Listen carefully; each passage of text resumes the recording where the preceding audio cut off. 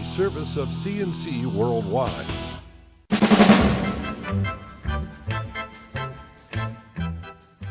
CNC podcasts are a service of CNC News, and they're brought to you by the Greece Chamber of Commerce, providing more than 800 member companies with business solutions since 1984.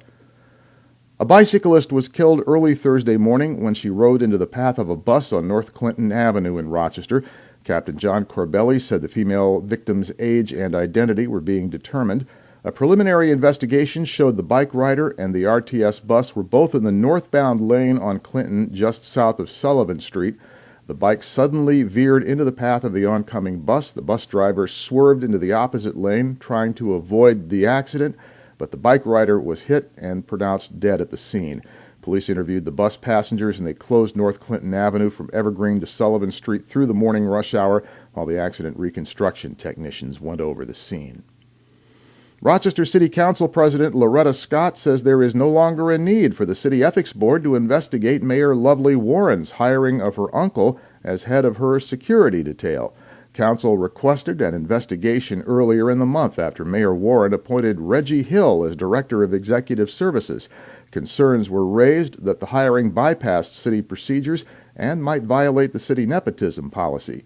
The investigation couldn't be done until a number of vacant seats on the Ethics Board were filled. Council made those appointments this week, but in the meantime, Hill decided to resign the job because he was becoming a distraction to the mayor. And with that, Scott says she will no longer make the formal request for the investigation. There's been a change of plans in filling a vacancy on the Monroe County Legislature. Monroe County Parks Director Larry Staub has had a change of heart about leaving the county administration for a seat on the legislature. Staub was named 2 weeks ago to fill the vacant 18th District seat, which represents Perrington and Fairport. He planned to resign as head of the Parks Department effective Thursday, but Tuesday he sent a letter to Legislature President Jeff Adair declining the appointment. Instead, Adair and Majority Leader Steve Tucciarello have named Dorothy Stick of Perrington to fill the seat. Stick's an accountant and an auditor. She currently works as library secretary at Brighton High School. In his letter, Staub says after a lot of reflection and talking with family, he is just not ready to leave the Parks Department and the satisfaction he gets from the job, and he says there are a number of challenges, starting with transitioning the county's public golf courses back to county operation after the former contractor proved to be not up to the job. Firefighters stood as an honor guard as Tyler Dewan, his grandfather, and his uncle were laid to rest Wednesday at St. John of Rochester Church in Fairport. All three were killed earlier this month when fire destroyed a mobile home in Penfield. Fourth grader Tyler Dewan is credited with waking the house and helping 6 family members to get out before he ran back into the burning house to look for his grandfather. Tyler's mother, Crystal Vrooman, and that's his 4th grade teacher next to her, spoke for the family.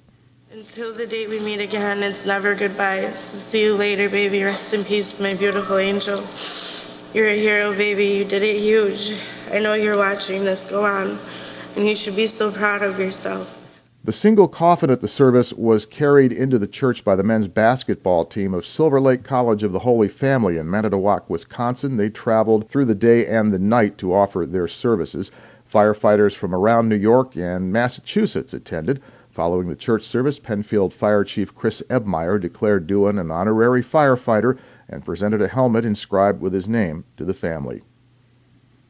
About 300 people packed into a technology lab at Monroe Community College Wednesday as Vice President Joe Biden and Dr. Jill Biden talked about how schools like MCC fit into the Obama administration's vision for the economy.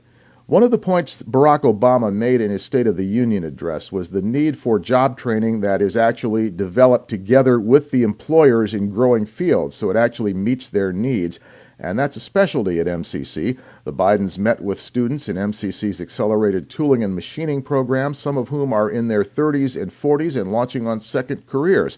The vice president says it is community colleges like MCC that get people ready for the work that is in demand for the 21st century. New York's Environmental Commissioner says the state will not issue any permits for hydrofracking gas or oil wells in the Marcellus Shale this year. Joe Martens took his turn before the joint budget committees of the state Senate and Assembly. Lawmakers asked why there is no funding in Governor Andrew Cuomo's proposed budget for fracking permits.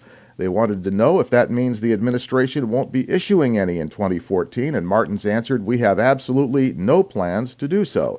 The state DEC and the Health Department have been working since 2008 on a review of whether fracking is safe and appropriate for New York. Martins says there is no timetable for completing that review.